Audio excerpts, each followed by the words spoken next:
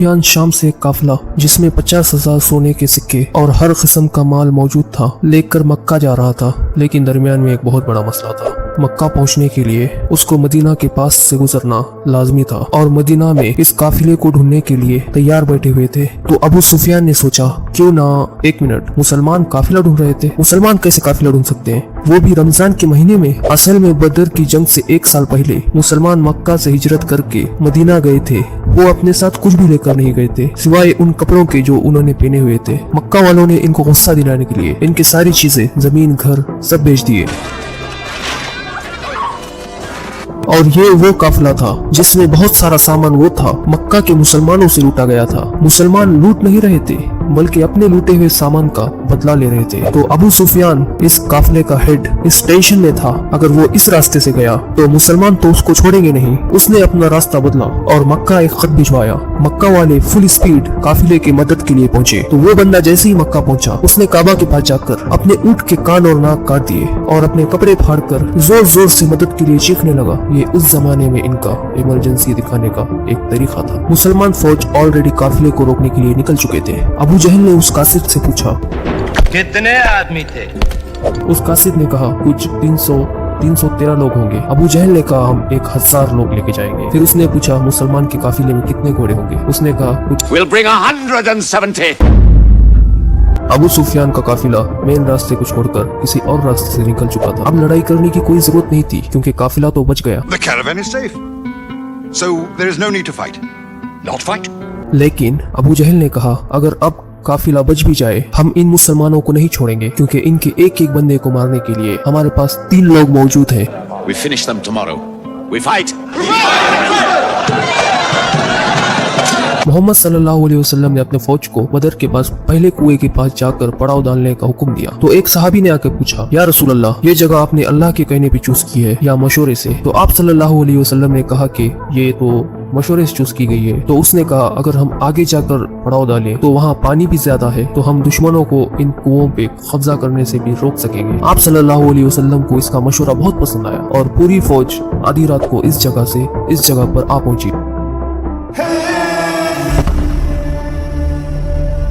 दूसरे दिन अबू जहल की फौज जब सामने आई वो मुसलमानों से 3 गुना बड़ी थी।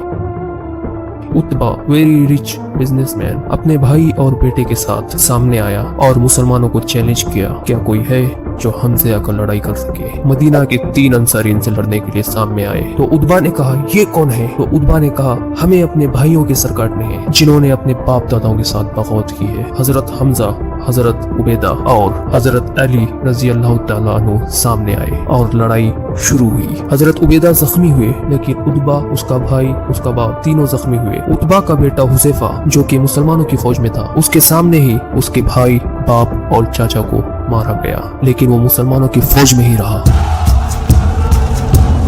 मुसलमानों को पता था दुश्मनों के मुकाबले में उनकी फौज बहुत ही छोटी है तो उन्होंने अलग स्ट्रेटेजी बनाई। यार हम तो अपनी जगह से नहीं हिलेंगे, तुम लोग आके हमला करो। इसी के साथ अबू जहल ने एक बड़ा हमला किया। उसको लगा बस ये तो 2 मिनट का काम है, इसको हल कर निकलते हैं यहाँ से, मगर ऐसा नहीं हुआ। आहिस्ता आहिस्ता हर मुसलमान के बदले 5 काफिर मरने लगे। काफिरों की फौज पीछे हटी और टेंशन में पड़ गई। यार ये तो हमसे 3 गुना ज्यादा है और हम इनको इनकी जगह से भी नहीं ला पा रहे। और कुछ मुसलमानों ने अपने सफों को बदला और फ्रेश लोगों को सामने लाकर खड़ा कर दिया। अबू जहल ने दोबारा हमले का हुक्म दिया लेकिन फिर वही हुआ और काफिर फौज पीछे हटने लगी। लेकिन इस बार मुसलमानों ने इन पर हमला कर दिया और काफिरों की फौज बदर को छोड़कर हर तरफ भागने लगी और काफिरों का लीडर अबू जहल मारा गया।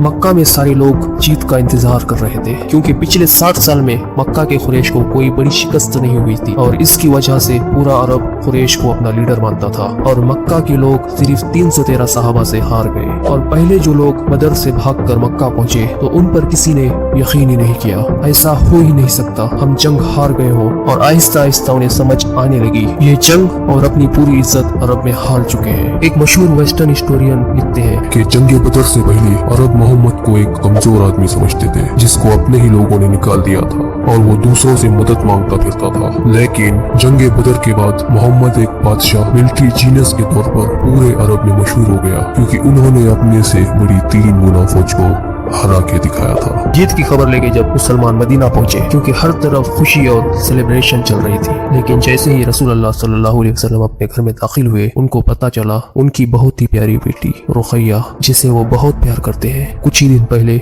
फौत हो चुकी है। इस बात से रसूल अल्लाह सल्लल्लाहु अलैहि वसल्लम को बहुत दुख हुआ, लेकिन मुसलमानों की खुशी और सेलिब्रेशन जारी रखने के लिए उन्होंने अपने गम का जिक्र किसी के सामने नहीं किया। लेकिन ये सेलिब्रेशन ज्यादा देर चल भी नहीं सकती थी, क्योंकि इस बार अबू सुफियान ने पूरे अरब से 3000 की फौज जमा करके मुसलमानों से बदला लेने के लिए फौज जमा करना शुरू कर दी थी। They are gathering. Every young man with a sword is on his way to Mecca. Subscribe